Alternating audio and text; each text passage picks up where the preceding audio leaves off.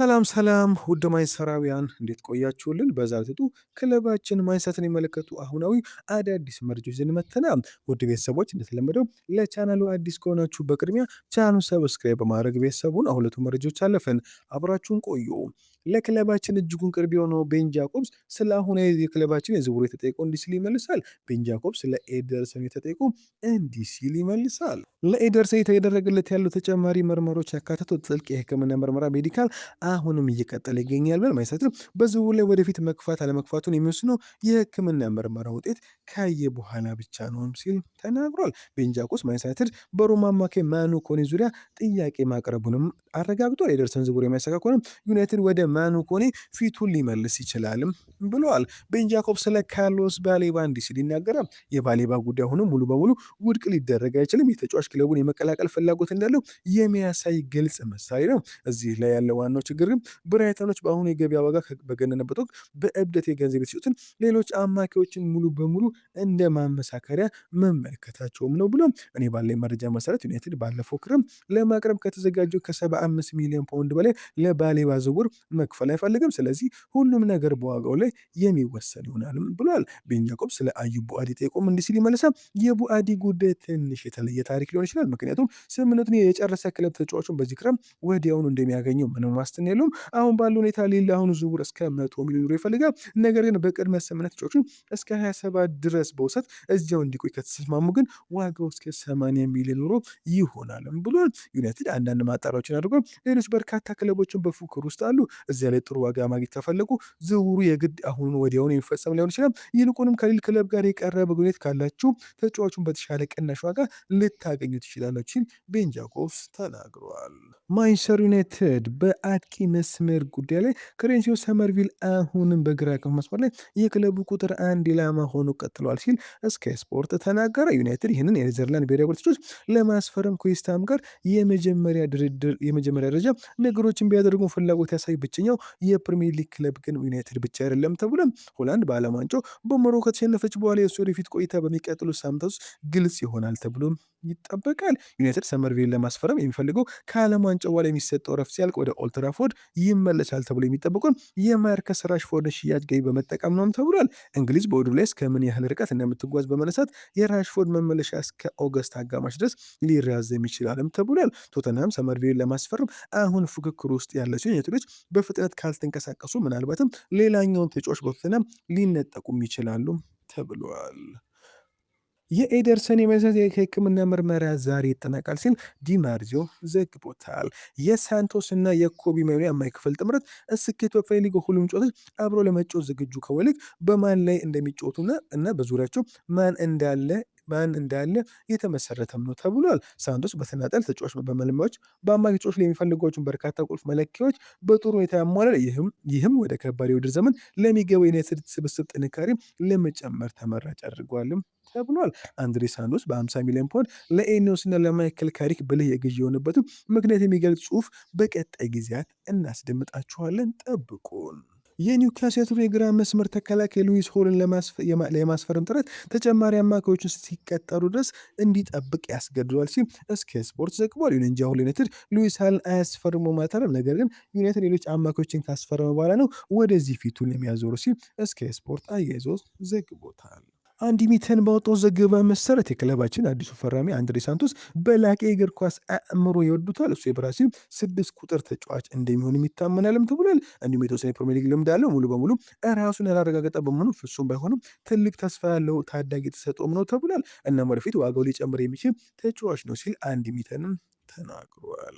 የማርከስ ራሽፎርድ የወደፊት ቆይታ ዩናይትድ በዚህ ክረምት አዲስ የክንፍ ተጫዋች ለመፈለግ በሚያደርገው ጥረት ላይ ተጽዕኖ እያሳደረ ነው ተብሏል። ዩናይትድ ምናልባትም በዚህ ቦታ ተጫዋች ለማስፈረም አሁን ላይ ማርከስ ራሽፎርድ ሽያጭ እጅጉን አስፈላጊም ነው ሲል ቶልክ ስፖርት ዘግቦታል። ሆኖም በራሽፎርድ እና በካሪክ መካከል ምንም አይነት ችግር የለም። ራሽፎርድ የእንግሊዝ የዓለም ዋንጫ ውድድሩን ካጠናቀቀ በኋላ የ3 ሳምንት ረፍት ይኖርም። በአሁኑ ጊዜ እቅዱ ለቅድመ ውድድር ዘመን ዝግጅት ወደ ዩናይትድ መመለስ ነው ተብሏል። የቶማስ ቱዌል ቡድን የዓለም ዋንጫው ፍጻሜ ላይ ከደረሰ ራሽፎርድ ቀድሞ ዩናይትድ ሊመለስ የሚችለው ኦገስት 10 ይሆናልም ተብሏል።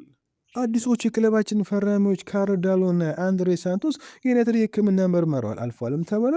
ስምምነታቸውን ለመፈረም ዛሬ በካሪንግተን ይገኛሉ ተብሎ ይጠበቃል። ምናልባትም ዛሬ አርብ ማምሻውን የሁለቱም ተጫዋቾች ፊርማ ይፋ ይደረጋልም ተብለዋል። ማንቸስተር ዩናይትድ እና ኒውካስል ለኒኮ ዊሊያምስ ፍላጎት ካሳዩት ክለቦች መካከል ናቸውም ተብሏል። ከኖቲንግሃም ፎረስት ጋር ስለ አዲሱ ለሚደረገው ንግግር ቀጥሏል።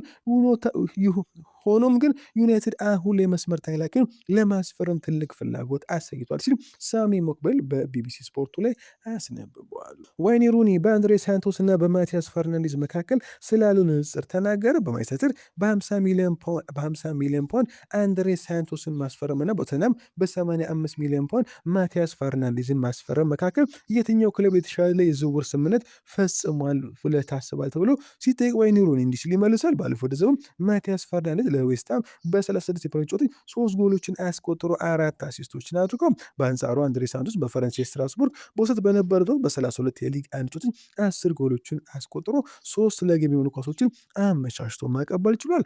ማቲያስ ይበልጥ ጠንክሮ የሚሰራ ከራሱ የግብ ክልል እስከ ተጋጣሚ የግብ ክልል ቦክስ ቱ ቦክስ የሚሮጥ አማካይ ነው። እሱ ከፍተኛ ጥረት ያለው ደፋር የሆኑ ኳሶችን ማሻገርና ጫና ባለበት ሁኔታ ኳስን በአማካይ ክፍል ውስጥ ይዞ መሄድ ለሚፈልጉ አሰልጣኞች ምቹ የሆነ ተጫዋችም ነው። ሳንቶስ ግን የተለየ ነው። እሱ የጨዋታውን ፍጥነት የሚቆጣጠር ተጫዋች ነው። ሆኖም ግን ዘግይቶ ወደ ተጋጣሚ ሳጥን ውስጥ በመግባት ግቦችን የማስቆጠር ግሩም ልምድ አለው። ይህም በፈረንሳይ ያስመዘገበውን የግብ ቁጥር በግልጽ ያብራራልናልም ብሏል። በ50 ሚሊዮን ፓውንድ የቱሎች በእውነቱ በጣም ጥሩ የንግድ ስራ እየሰሩ ይመስለኛል።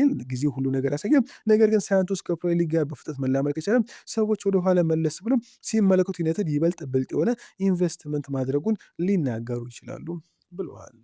ቲም ቨክሪ በትላልቅ ጨዋታዎች ላይ ማን መሰለፍ አለበት በሚለው ዙሪያ ስለ አሁን የሁለቱ የክለባችን ፈራሚዎች ኤደርሰን ሳንቶስ ወይም አንድሬ ሳንቶስ ጥያቄ ቀርቦለት እንዲህ ሲል ይመልሳል። ሁለቱ ተጫዋቾች ስትመለከታቸው ተመሳሳይ ማነት ፕሮፋይል አላቸው። ተመሳሳይ ጨዋታ ስልት የሚያንጸባርቁ ናቸው። አንደኛው ከጣሊያን የመጣ ሲሆን ሌላኛው ደግሞ አስቀድሞ ፕሪሚየር ሊጉ ራሱን ያረጋ ተጫዋች ነው። ይሁን እንጂ ኤደርሰን ሳንቶስ ከአንድሬ ሳንቶስ ይልቅ ይበልጥ የተፈተና ብቃቱን ያረጋገጠ ይመስለኛልም ብሎም እሱ ጠንካራ በቀላሉ የመበገርና ከራሱ የግብ ክልል እስከ ተጋጣሚ የግብ ክልል ቦክስ ቦክስ ድረስ ያመሩጥ የሚችል ተጫዋች ነው። አንድሬም እነዚህ ባህሪያት አሉት፣ ነገር ግን ኤደርሰን በጥቂቱ ይበልጠዋልም ብሏል። ይህ ለዩናይትድ ጥሩ ዝውውር ነው። አንደኛው ወደፊት የሚሆን ሲሆን ኤደርሰን ግን አፋጣኝ ተጽዕኖ መፍጠር የሚችል ነው። አንድሬ በቅርብ ወደፊትም ጥቅም ላይ ሊሆን ወይም ከተቀያሪ ወንበር እየተነሳ ሊጮህ ሲል ነገሩ እንዴት እንደሚሄድ ወደፊት የምንሆነው፣ ነገር ግን ሁለቱም በካሪክ ስር ጥሩ ብቃት እንደሚያሳዩ ተስፋ አደርጋለሁም ብሏል። ምክንያቱም እነዚህ ተጫዋቾች የራሱ የካሪክ የግል ምርጫዎች ስለመሆናቸው እርግጠኛ ግን አይደለሁም ብሏል። ሮይ ኪን አሌሃንድሮ ጋርናቾ ማንቸስተር ለቆ ወደ ቼልሲ ካመራ በኋላ ስላልተሳካው ቆይታው እንዲህ ሲል ይናገራል። ጋርናቾ ዩናይትድን የጥሎ የሄደበትን ጊዜ አስታውሳለሁ። ምንም አይነት ጸጸት እንደሌለው ተናግሮ ነበር። እንዲሁም ዩናይትድ ውስጥ ቆይቶ ለቦታው ከመታገል ይልቅ ሌላ ቦታ ተቀያሪ ወንበር ላይ መቀመጥን እንደሚመርጥ የሚገልጹ ወሬዎችም ነበሩ። እግር ኳስ ግን ወደ እውነታው ዓለም የመለሰ አስገራሚ መንገድ አለው። ከአንድ ዓመት ባነሰ ጊዜ ውስጥ ቼልሲዎች እሱን አሳልፎ ለመስጠት ለመሸጥ መንገዶችን እየፈለጉ ነው። ይህ ለማንኛውም ወጣት ተጫዋች ከባድ ትምህርትም ነው ብሏል። ሰዎች ሁሉ ጊዜ ወደ ቀጣዩ ክለብ መፍትሄ እንደሆነ ያስባሉ። አንዳንድ ጊዜ ግን አይደለ። ዩናይትድ እድሎችን ሰጥቷል፣ እምኖበታል። እንዲሁም በእግር ኳስ ትላልቅ ከሚባሉ መድረኮች በአንዱ ላይ ያሰልፉታል። በዚያ ላይ ከማነጽ ይልቅ የተሻለ ነገር የሚጠብቀው መስሎት ጥሎ ወጣ። አሁን ግን ሊቀላቀሉ የተመኘው ክለብ እሱን ሸኝቶ ለመገላገል መቸኮሉ የራሱን ታሪክ ይናገራል ብሎ እግር ኳስ ስለ ደፋር መግለጫዎች ወይም ስለ ማህበራዊ ሚዲያ ጥቅሶች ግድ የለውም። እግር ኳስ ክብር የሚሰጠው ለሜዳ ላይ ብቃት ብቻ ነው ሲል ሮይ ኪን ተናግሯል። ሴስክ ፋብሪጋስ ቼልሲ አንድሬ ሳንቶስ ስለ ዩናይትድ መሸጡን በተመለከተ ጠይቆ እንዲህ ሲል ይመልሳል። ይህንን ውሳኔ ከልብ ያልረዳውም በዓለም እግር ኳስ ካሉ ስጦች ካላቸው ወጣት አማካዮች አንዱን ለቀጣዩ የፕሪሚየር ሊግ ተቀናቃኝ በ50 ሚሊዮን ፓውንድ ትሸጣለህ፣ ከዚያም ጥሩ ንግድ እንደሰራ ትቆጥረዋለህ። አንድሬ ሳንቶስ ብዙዎቹ እንደሚጠብቁት አይነት ተጫዋች ከሆነም የቼልሲ ደጋፊዎች ይህንን ዝውውር ለዓመታት ያስታውሱታል። ጉድ የበልጥ ግራ የሚያጋባው ደግሞ ቼልሲ ጨዋታ ላይ ሊገኙ ያልቻሉ ተጫዋቾችን ለማቆየት መውሰን። ሮሞ ላቪያ የማይታመን ብቃት አለው፣ በዚህ ማንም አይጠራጠር። ነገር ግን እግር ኳስ የሚጫወተው ሜዳ ላይ እንጂ በሕክምና ክፍል ውስጥም አይደለም ብሏል። ፋብሪጋስ ማንቸስተር ለሚሰነዘረው ትችት ግድ እንዳይሰጠውም ጠይቋል። እነሱ ዝም ብሎ ፈግ ይላሉ፣ ምክንያቱም የእንግሊዝ እግር ኳስ ጥንካሬ ቀድሞውን የተረዳነው ትልቅ ተስፋ ያሉ ተጫዋቾች አስፈርሟል። አንዳንድ ጊዜ ትልቁ ዝውውር በጣም ሙሉ ተጫዋች ሳይሆን ተቀናቃኞች እንዲሄዱ የፈቀዱለት ተጫዋችም ነው ሲል ሴስክ ፋብሪጋስ ስለ አንድሬ ሳንቶስ ተናግረዋል። ማንቸስተር ዩናይትድ የሊድስ ዩናይትድን ግብ ጠባቂ ካርዳሎን አዲስ ተጠባቂ ግብ ጠባቂ አድርጎ ለማስፈረም መስማማቱ ታወቀ። ይህ ልምድ ያለው ግብ ጠባቂ ክለቡ ከፊቱ ለሚጠብቀው ከባድ የሀገር ውስጥ ውድድር ነው የአውሮፓ ውድድር የግብ ጠባቂ ክፍሉን ለማጠናከር ሲል ከታሪክ ተቀናቃኞቹ መካከል እምብዛም የማይታወቅ ቀጥተኛ ዝውውር አድርጓልም ተባለ።